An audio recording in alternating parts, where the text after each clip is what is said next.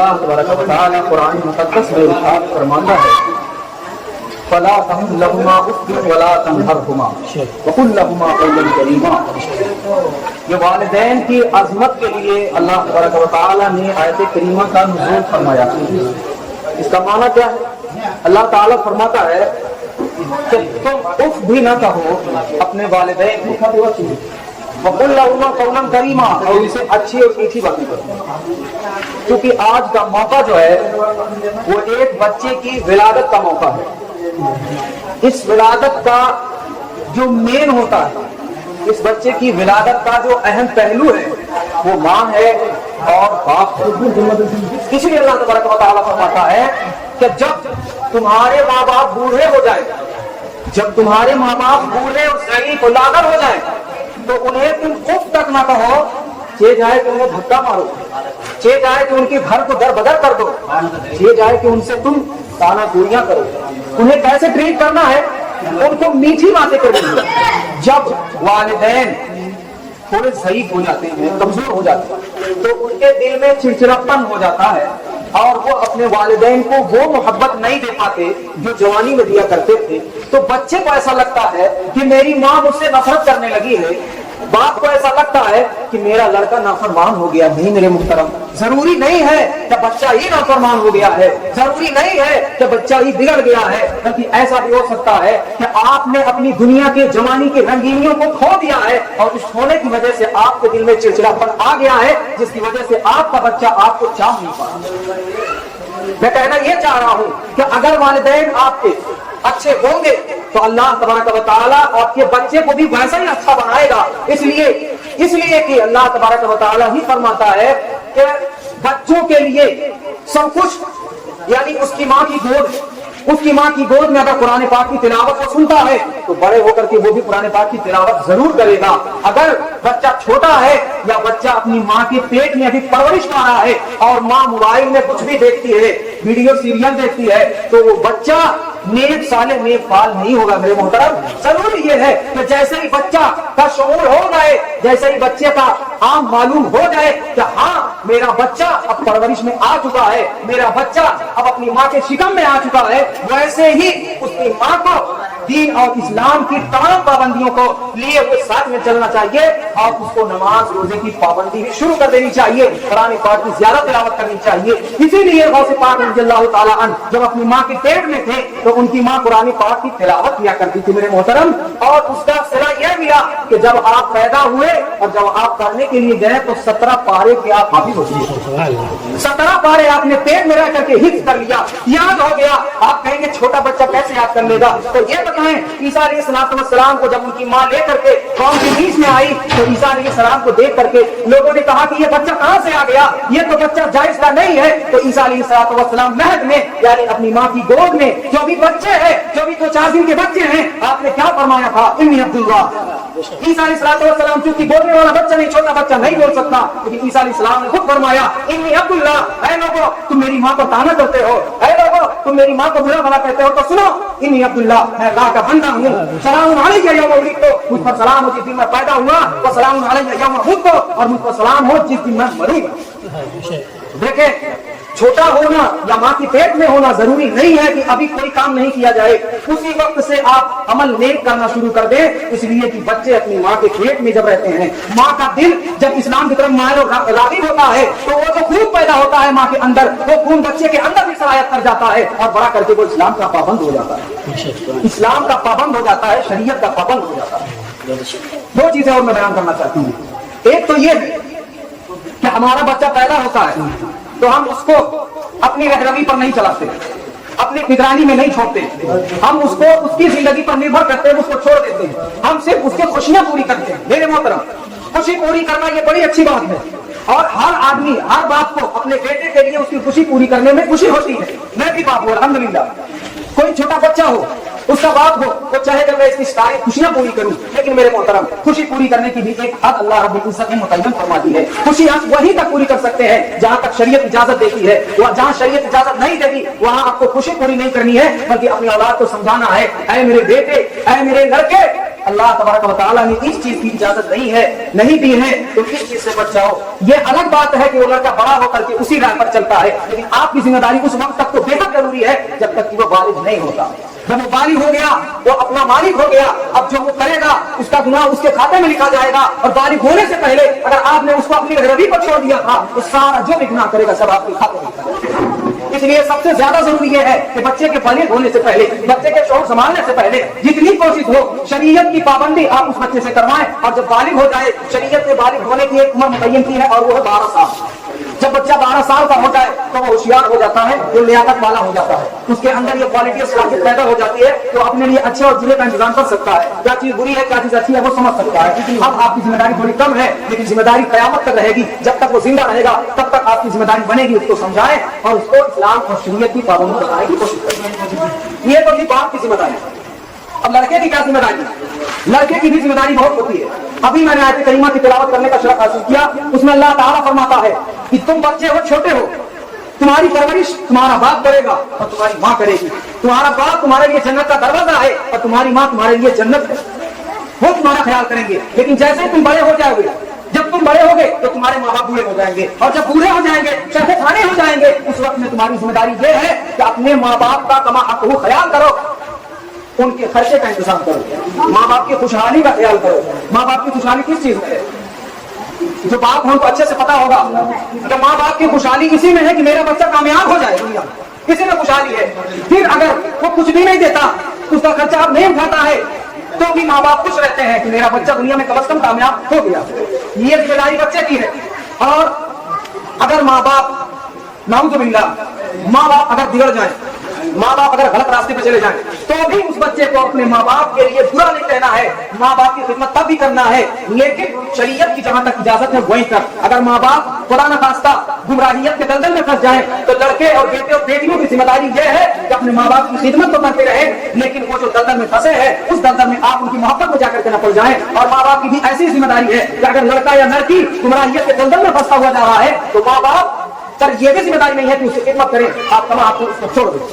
تو شریعت کی پابندیاں ہیں اور شریعت کی ذمہ داریاں. اب دیکھیے نو مولود بچہ، کیا نام ہے؟ روحان. بچے کا نام روحان ہے. ماشاء اللہ اسلامی نام رکھا گیا ہے. یہاں پر میں آیا تو مجھ کو چند چیزیں اتنی عجیب لگی کہ میں میری سمجھ سے باہر تھا. یعنی نام یہاں کا ایسا ہے میرے ذہن میں نہیں آ رہا. جو نام ایک بار بتاتے تھے میں سمجھ ہی نہیں پاتا ہوں کیا نام. اس لیے کہ اسلام اور شریعت کے تعلق سے، اسلام اور شریعت کی جس طرح سے کہا گیا کہ عبداللہ نام رکھو، سب سے اچھا نام اللہ رب العزت نے فرمایا عبداللہ، عبد الرحمان.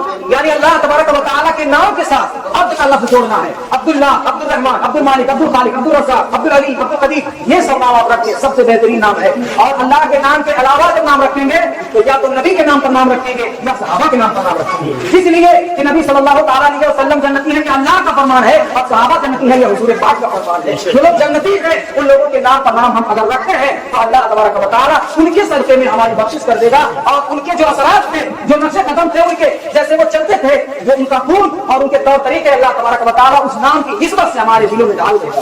اور جب ان کے نسبت اور طریقے سے چلیں گے تو اللہ تبارک و تعالیٰ کی بارگاہ میں ہماری دعا ہے کہ اللہ تبارک و تعالیٰ ضرور ان کی نقش قدم پر چلنے کی وجہ سے جیسے وہ جنتی حضور نے فرمایا میرے صحابہ جنتی ہیں، ایسے ہی ہم بھی جنتی شمار کیے جائیں گے.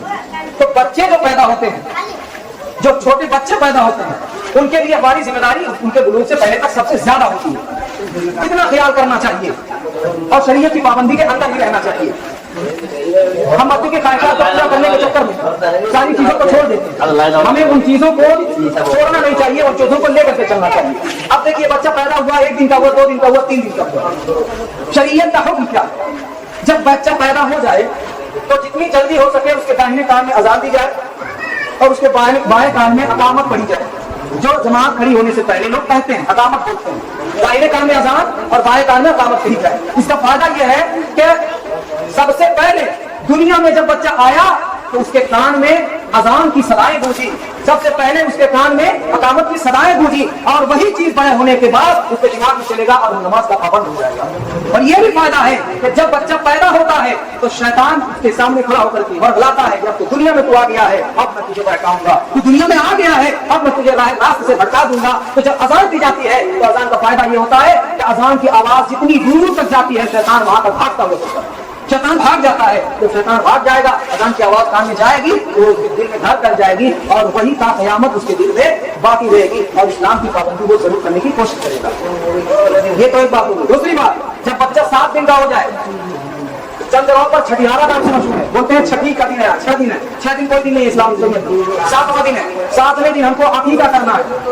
عقیقہ کرنا میرے محترم یہ مستحب کام ہے, یہ ایک امر مستحب ہے, جس کو سنت بھی کہہ لیا جائے تو کوئی بڑی بات نہیں ہے. اچھا, اس کو کیا کرنا ہے؟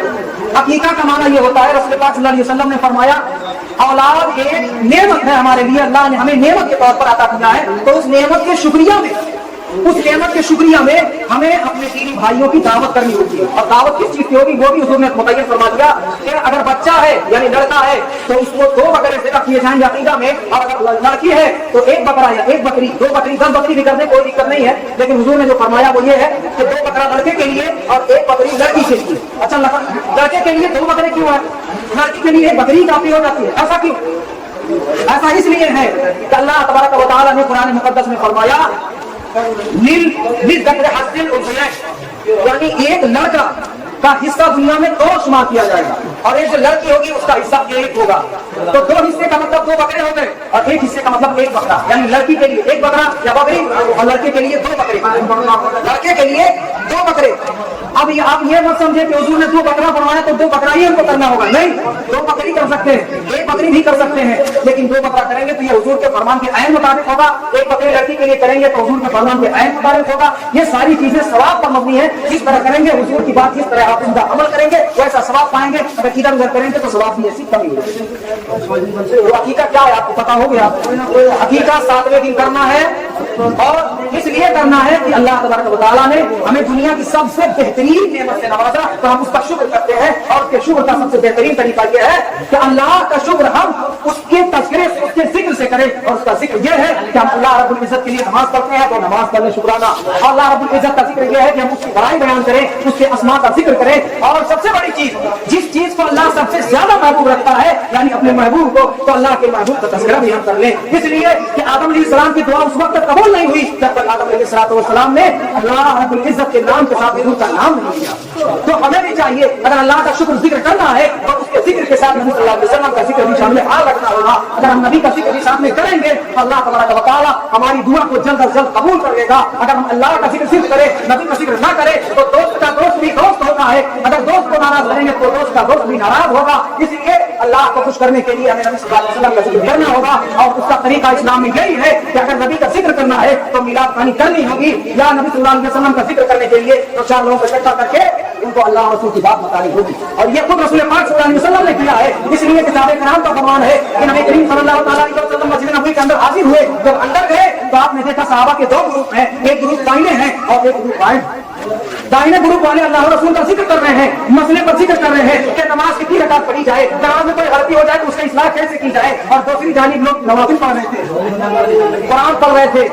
تو حضور صلی اللہ تعالیٰ علیہ وسلم نے دونوں کو دیکھا, اور دیکھنے کے بعد جن لوگوں نے مسئلے کی ذکر اٹھائی تھی, جن لوگوں نے قرآن و حدیث کا ذکر اٹھایا تھا, نبی صلی اللہ علیہ وسلم اس محفل میں جا کر کے بیٹھ گئے. اور جو لوگ عبادت کر رہے تھے, نماز پڑھ رہے تھے, جو لوگ قرآن کی تلاوت کر رہے تھے, حضور اس طرف نہیں گئے. تو اس سے بھی پتہ چلتا ہے کہ اللہ اور اس کے رسول صلی اللہ تعالیٰ علیہ وسلم کا ذکر جہاں ہو اس میں جانا زیادہ بہتر چیز ہے. وہی حضور ہے جنہوں نے فرمایا کہ جب کوئی تم کو جنت کی چراگاہ مل جائے تو اس میں سے کچھ چل لیا کرو جیسے بکری گھاس چلتی ہے. حضور نے فرمایا تھا تو صحابہ نے فرمایا یا رسول اللہ یہ چلنے کی چیزیں کیا ہے. اللہ کے نبی صلی اللہ علیہ وسلم نے فرمایا کہ جہاں اللہ اور اس کے رسول صلی اللہ علیہ وسلم کا ذکر مبارک ہوتا ہے وہاں رحمت کے فرشتے آتے ہیں, اور جہاں رحمت کے فرشتے آتے ہیں تو جنت کی تیاری ہے, وہ جنت کی چراگاہ ہے, وہاں پر چلنے کی چیز ہے, وہاں اچھی چیز ملتی ہے. تو جہاں بھی تم کو موقع ملے وہاں پر بیٹھ کر کے تم چل لیا کرو, یعنی دین و اسلام اور اللہ رسول صلی اللہ علیہ وسلم کے ذکر کو سن لیا کرو اور اپنے دل کو منور کر لیا کرو. کون ایسا مسلمان ہے, کون ایسا اہل ایمان ہے جو اللہ رسول صلی اللہ علیہ وسلم کے ذکر کو سن کے اپنے دل کو منور نہیں کرتا. دنیا میں ہر کوئی اسلام والا یہی چاہتا ہے کہ ہم اللہ رسول صلی اللہ علیہ وسلم کی باتوں کو سنیں اور اس پر عمل کرنے کی کوشش کریں. یہ الگ بات ہے کہ ہمارا نفس ہم کو اس پر عمل کرنے کی توفیق نہیں دیتا.